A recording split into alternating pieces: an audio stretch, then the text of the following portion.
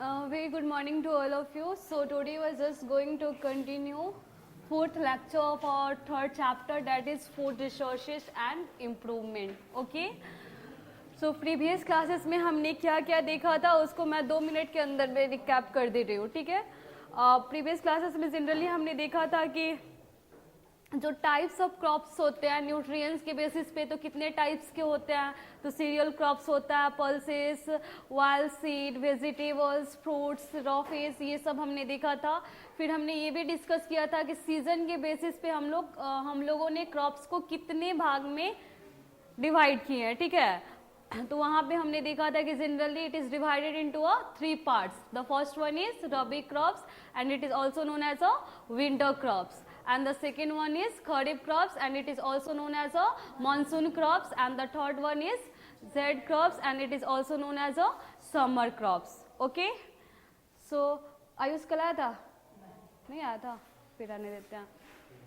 फिर हमने देखा था कि रबी क्रॉप्स को विंटर क्रॉप्स हम क्यों बोलते हैं, क्योंकि विंटर के टाइम्स में इस क्रॉप को ग्रो करवाया जाता है. That's why it is known as a winter crops. तो कौन कौन से मंथ में इसको हम लोग रबी क्रॉप्स को कौन से मंथ में हम लोग सोन करते हैं?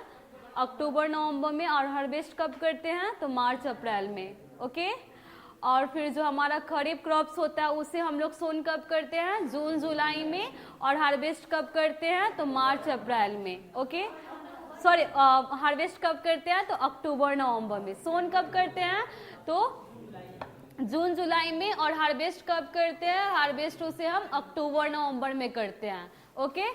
और इसको जो खरीफ क्रॉप्स होता है ना, उससे लार्ज अमाउंट में वाटर चाहिए होता है. तो मानसून्स में तो ज़्यादा ये रैनफॉल के थ्रू भी उन्हें वाटर मिल जाता है, प्लस जो हमारा इरिगेशन सिस्टम है उसको भी फॉलो करके हम लोग वो वाले क्रॉप को इरिगेट कर देते हैं. और जितना उसकी रिक्वायरमेंट होता है उतना हम लोग फुलफिल करने की कोशिश करते हैं.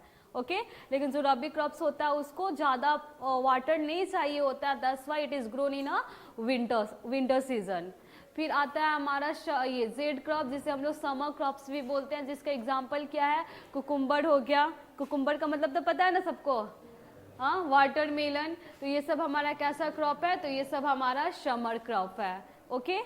सो आज हम लोगों को क्या डिस्कस करना है? Crop production and management. Sorry.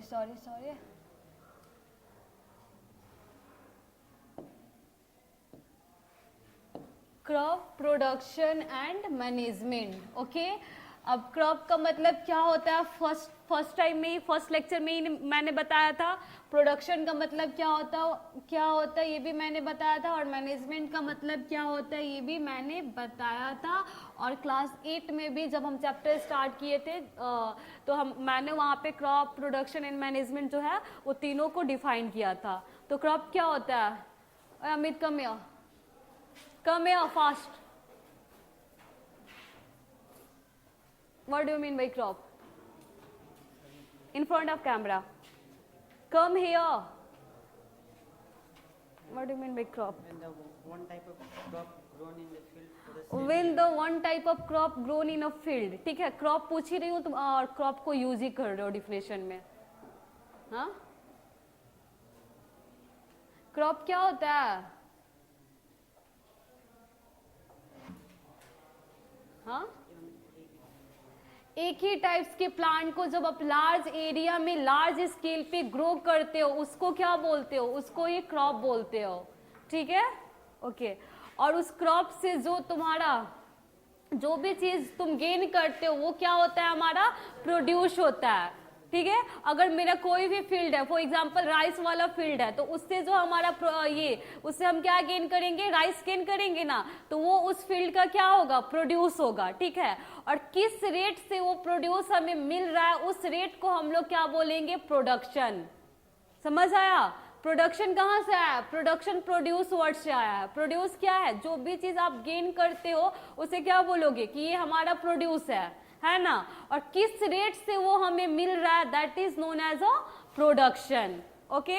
और फिर मैनेजमेंट क्या होता है? तो मैनेजमेंट तो हर जगह होती है, चाहे वो स्कूल में हो, चाहे घर में हो, या फिर आपका जो स्टडी टाइमिंग हो, जो लाइफ स्टाइल, हर जगह हम लोग मैनेजमेंट अगर मैनेजमेंट ना किया जाए तो फिर कोई भी चीज अच्छे ढंग से रन नहीं कर सकता है, ठीक है। तो मैनेजमेंट क्या होता है कि मान लो कि किसी साल आपके फील्ड से हाई अमाउंट में प्रोडक्शन हो गया, जितना आपकी रिक्वायरमेंट है उससे ज्यादा हो गया, ठीक है, और किसी साल उस फील्ड में जितना आपका रिक्वायरमेंट है उससे कम हो गया।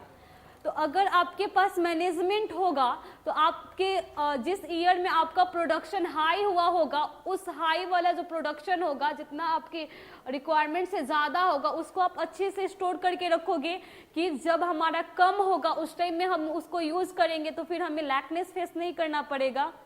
समझ रहे हो ना? मैनेजमेंट क्या होता है? अगर मान लो कि फॉर एग्जाम्पल स्लाइड, मान लो कि 2010 में कोई एक स्पेसिफिक फील्ड से कितना केजी राइस मिला है, 100 केजी राइस मिला है, ठीक है, 1000 केजी राइस मिला है, और जो रिक्वायरमेंट है वो हमारा कितना है, वो हमारा बस 800 केजी का है। रिक्वायरमेंट क्या है हमारा? रिक्वायरमेंट 800 केजी का है, और 2010 में हमें इस फील्ड से कितना मिला है, 1000 केजी मिला है, ठीक है। लेकिन 2011 जैसे हुआ उस टाइम में कितना मिला? उस टाइम में हमें इस फील्ड से सिर्फ 800 केजी ही मिल रहा है। तो अगर मेरे पास मैनेजमेंट नहीं होगा तो हम इसको मैनेज करके रखेंगे, स्टोर करके रखेंगे? नहीं करके रखेंगे ना। लेकिन अगर हमारे पास मैनेजमेंट होगा, अच्छा मैनेजमेंट होगा, हमें पता होगा कि इस टाइप का ग्रेन है तो इसको किस कंडीशन में हम स्टोर करके रखेंगे कि ये जल्दी खराब नहीं होगा। जैसे अगर आपका वेजिटेबल्स होता है, फ्रूट्स होता है, तो उसे आप कहाँ स्टोर करके रखते हो? कोल्ड स्टोरेज में स्टोर करके रखते हो ना, ताकि जब मार्केट में इस चीज की लैकनेस होती है तो फिर वहां से कोल्ड स्टोर से उसको सप्लाई किया जाता है। हाँ, वैसे ही जो ग्रेन्स होते हैं तो ग्रेन वगैरह को हम लोग कहाँ स्टोर करके रखते हैं? ड्राई स्टोरेज में स्टोर करके रखते हैं ना। तो ये सारे प्रोसेस करने के लिए कोई ना कोई मैनेजमेंट होता होगा ना। तो यही बोला जा रहा है कि अगर मैनेजमेंट आपका अच्छा होगा तो आप क्या करोगे कि ये वाला जो 200 केजी होगा इसको आप स्टोर करके रखोगे, और जब नेक्स्ट ईयर आपका कम हो रहा उस टाइम में आप इसको यूज कर लोगे, तो आपका जो ये लैकनेस वाला जो स्टेज है वो आपको फेस नहीं ना करना पड़ेगा, आपको किसी चीज की कमी नहीं होगी ना।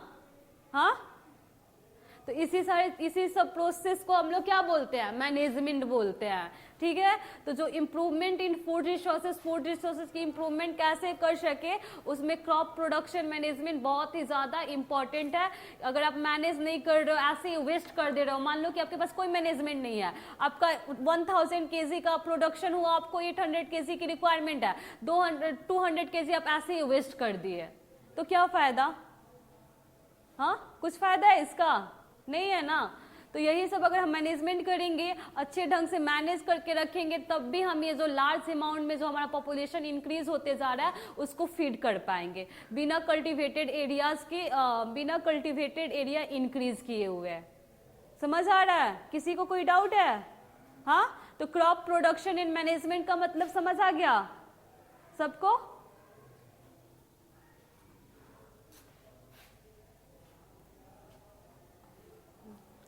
Looking to the problem of a growth of a human population and continuous degradation of a ecological balance, scientists all over the world are worried about the various aspects of agriculture.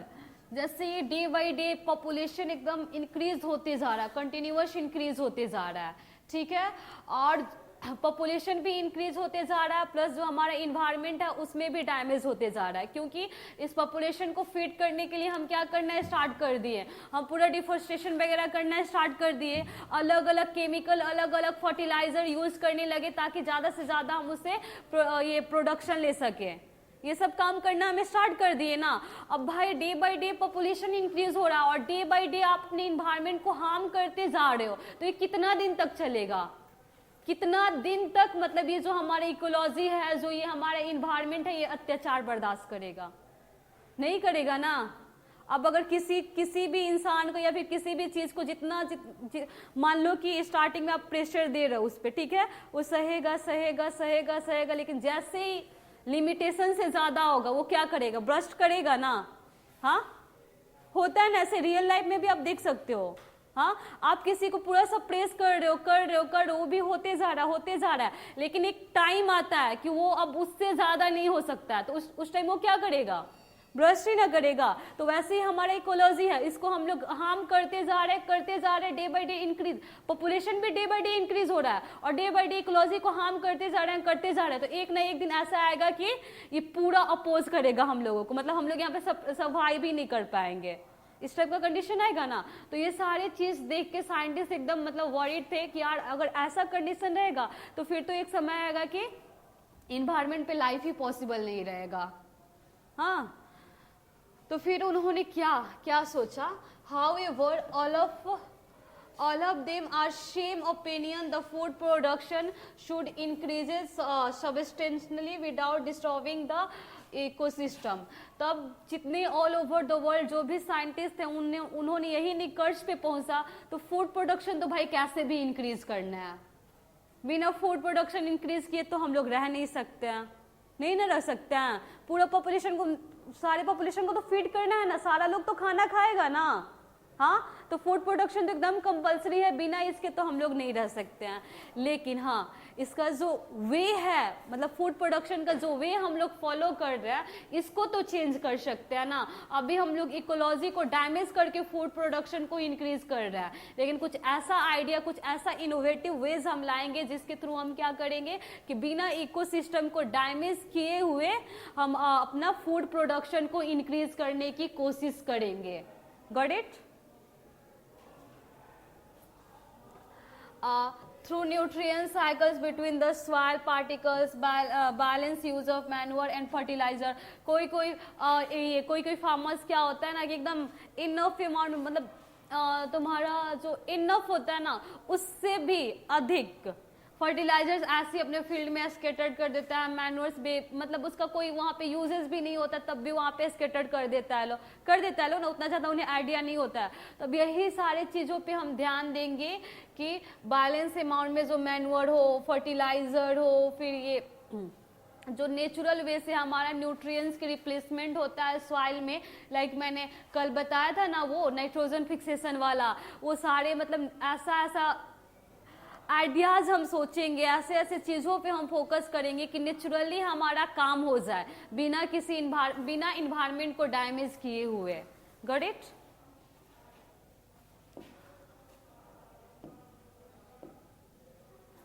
जैसे कि crop rotation करवा के mixed cropping and double cropping. अब आप मुझे बताओ crop rotation क्या होता है? Okay, Anushka कम्या।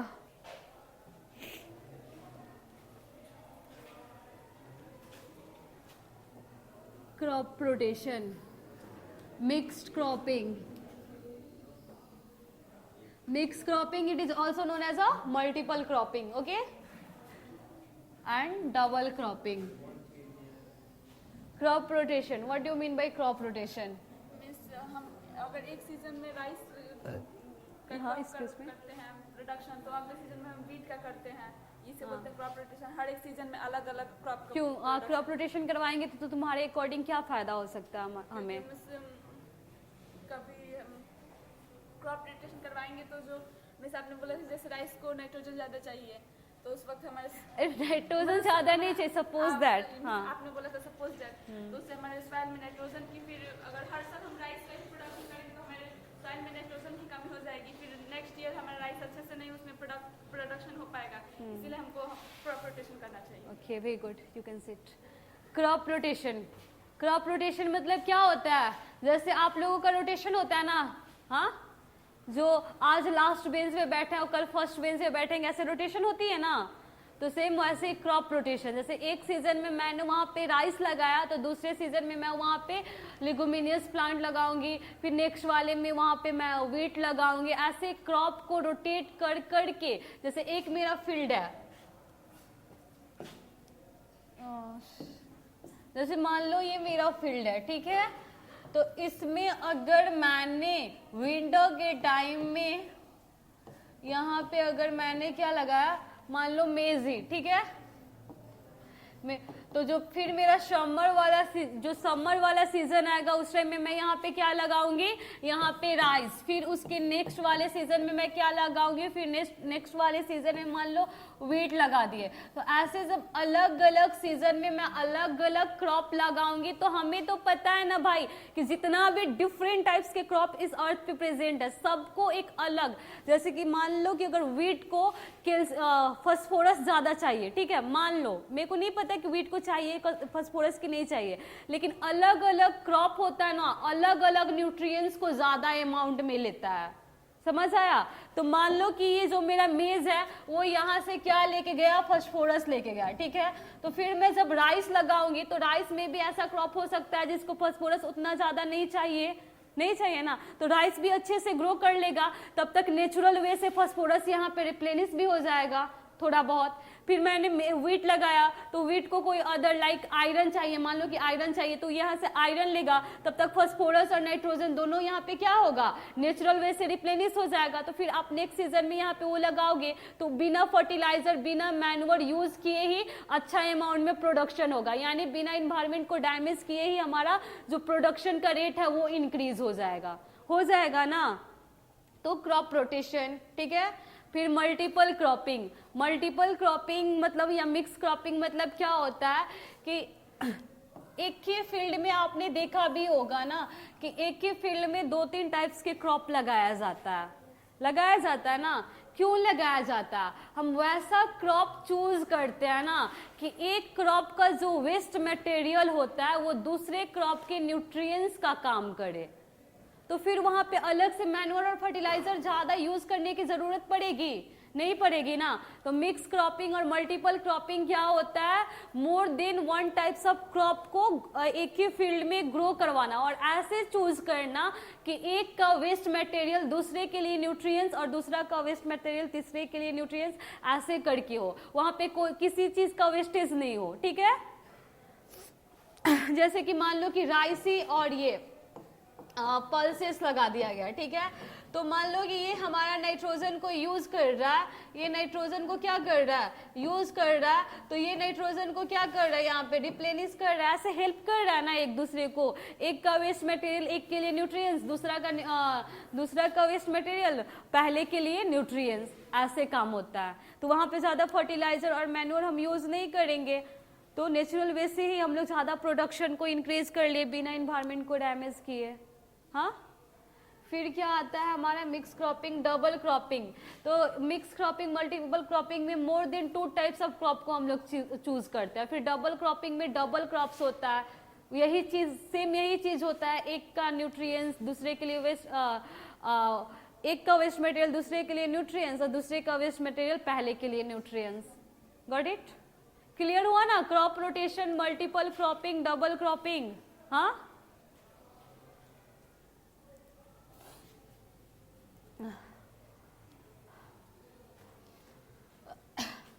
have been a great success in the past. They are of the much advantage in agriculture production, जैसे without causing any damage to the environment। जैसे बीते मतलब पहले ये जो क्रॉप रोटेशन है, मल्टीपल क्रॉपिंग है, पहले बहुत होता था ना, पहले मल्टीपल क्रॉपिंग, क्रॉप रोटेशन। हाँ, तो ये पास्ट में देखा गया है कि बहुत ही ज्यादा एडवांटेज मतलब बहुत ही ज्यादा प्रॉफिट देता है हमें बिना इन्वायरमेंट को डैमेज किए हुए। Got it? This practice helps in lowering of soil erosion, provide better facility for maximum utilization of a nutrition, improve the fertility of the soil erosion, crop production, and helps in a eradication of wind। क्या बोल रहा है ना कि ये जो practice है crop rotation, mix cropping, multiple cropping का, ये बहुत ज़्यादा हेल्प किया है हमें, सॉइल इरोजन को प्रिवेंट करने में भी हेल्प करता है। सॉइल इरोजन तो पता ही होगा। हाँ, Aryan Kamiya soil erosion, what do you mean by soil erosion? Soil erosion, अगर सॉइल इरोजन होता है तो हमारी मतलब क्या लॉसेस होता है? बहुत सारे लॉसेस होते हैं, जैसे कि अगर सॉइल इरोजन कम हो तो हमारा सॉइल का लेयर कम हो सकता है, तो हमारा लैंडस्लाइड्स हो सकते हैं। फिर क्रॉप के लिए क्या हो सकता है?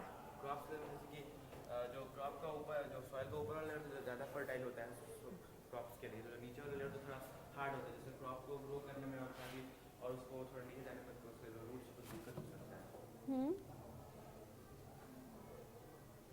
अच्छा, very good, you can sit. Soil erosion, soil क्या होता है? एक जगह से दूसरे जगह चला जाता है, इसी को ना सॉइल इरोजन बोलते हैं, अगर सिंपल सा समझे तो मान लो कि जो ये सॉइल जो अपर लेयर वाला जो सॉइल होता है वो बहुत ही फाइन पार्टिकल्स होता है ना, उसमें एयर रहता है और क्रॉप्स को ग्रो करने के लिए बहुत हेल्प करता है। तो अगर आप मिक्स क्रॉपिंग करते हो, मल्टीपल क्रॉपिंग करते हो, तो वो सारे रूट्स क्या करते हैं, सॉइल को पूरा ऐसे जकड़ के रखते हैं, तो सॉइल इरोजन को भी प्रिवेंट करते हैं। ओके, और फिर क्या करते हैं कि वहाँ पे हर जैसे कि अलग अलग टाइप्स का क्रॉप आपने लगाया है, तो कोई नाइट्रोजन लिया, कोई फास्फोरस लिया, कोई कैल्शियम लिया, कोई वहाँ पे उतना ज़्यादा न्यूट्रिएंट्स की कंपटीशन नहीं होगी ना। हाँ, मान लो कि एक फील्ड है, एक लिमिटेड एरिया है, उसमें आप सिर्फ अगर राइस लगा दोगे तो उस सॉइल से सिर्फ नाइट्रोजन ही जाएगा। मान लो कि अगर राइस नाइट्रोजन लेता है तो, लेकिन अगर आप वहाँ पे तो वहाँ पे मे भी कमी हो सकती है नाइट्रोजन की, हो सकती है ना। हाँ, लेकिन अगर आप उस फील्ड में डिफरेंट टाइप्स के क्रॉप्स को जब लगाओगे तो कुछ मतलब जो स्लाइड से ही समझा रहा है, मान लो ये फील्ड है, पूरा फील्ड है, इसमें सिर्फ आपने राइस को लगाया है, सिर्फ राइस को लगाया है, और नाइट्रोजन मान लो कि यहाँ पे कितना है 100 ग्राम है सपोज दैट, और राइस मान लो कि राइस का कितना ये छोटा छोटा प्लांट इसका कितना है 100 है, ठीक है 100 है, तो अब सब 1-1 ग्राम लेंगे ना। हाँ, लेकिन अगर आप इसी फील्ड में 2 टाइप्स के क्रॉप लगा दिए, राइस लगा दिए और मेज लगा दिए, ठीक है, और मान लो कि राइस आपका नाइट्रोजन ले रहा है और मेज आपका कैल्शियम ले रहा है, तो आप इसमें तो अब तो 100 पीसेस नहीं लगा सकते हो, क्योंकि उतना थोड़ी लगा सकते हो, मान लो 50 लगाओगे, तो जब आप 50 लगाओगे तो हर एक जो राइस का प्लांट होगा उसे कितना मिलेगा नाइट्रोजन, 2 ग्राम मिलेगा ना। और मान लो कि एक जो हमारा राइस प्लांट होता है उसको 2 ग्राम नाइट्रोजन चाहिए, तो यहाँ पे इसको नाइट्रोजन की लैकनेस फेस नहीं ना करना पड़ेगा, लेकिन यहाँ पे करना पड़ेगा ना। तो यही बोल रहा है कि अगर आप डिफरेंट टाइप्स के क्रॉप्स को लगाओगे एक ही फील्ड में, तो फिर वहाँ पे कोई भी नाइट्रोजन की जो न्यूट्रिएंट्स की जो लैकनेस होती है वो सारी चीज़ वहाँ पे फेस नहीं करना पड़ेगा। Got it? और इस ऐसे हम लोग क्या करेंगे कि क्रॉप का जो हमारा प्रोडक्शन होता है वो भी हमारा इंक्रीज हो जाता है बिना इन्वायरमेंट को डैमेज किए हुए। अब हमारा दूसरा टॉपिक क्या है, न्यूट्रिएंट्स मैनेजमेंट। क्या है? Nutrients management. How many times we have? Okay, so आज के लिए इतना ही। अब इससे रिलेटेड किसी को कोई डाउट है तो पूछो। किसी को कोई डाउट है? क्योंकि अभी टाइम नहीं है, कल हम लोग स्टार्ट करेंगे न्यूट्रिएंट्स मैनेजमेंट के बारे में पढ़ना। यहाँ पे हम देखेंगे कि न्यूट्रिएंट्स, प्लांट का जो न्यूट्रिएंट्स होता है वो 2 टाइप्स का होता है, एक मैक्रो न्यूट्रिएंट्स होता है, एक माइक्रो न्यूट्रिएंट्स होता है। कुछ एलिमेंट्स प्लांट को ज़्यादा अमाउंट में चाहिए होता है ग्रो करने के लिए, उसे हम लोग क्या बोलते हैं, मैक्रो न्यूट्रिएंट्स, और कुछ कम अमाउंट में चाहिए होता है उसे हम लोग क्या बोलते हैं, माइक्रो न्यूट्रिएंट्स। और ये न्यूट्रिएंट्स उन्हें एयर से मिलता है, वाटर से मिलता है और सॉइल से मिलता है। एयर से बेसिकली कार्बन मिलता है, नाइट्रोजन मिलता है, और वाटर से हाइड्रोजन मिलता है, और सॉइल से तुम्हारा ये फास्फोरस हो गया, कैल्शियम हो गया, पोटाशियम हो गया, मैग्नीशियम हो गया, ये सब चीज़ मिलता है। तो ये सब हम लोग कल के क्लास में डिस्कस करेंगे। आज आप लोगों को अगर कोई डाउट है then you can ask without any hesitation. किसी को कोई डाउट है? From girl side? सो आज के लिए इतना ही। Thank you, have a nice day.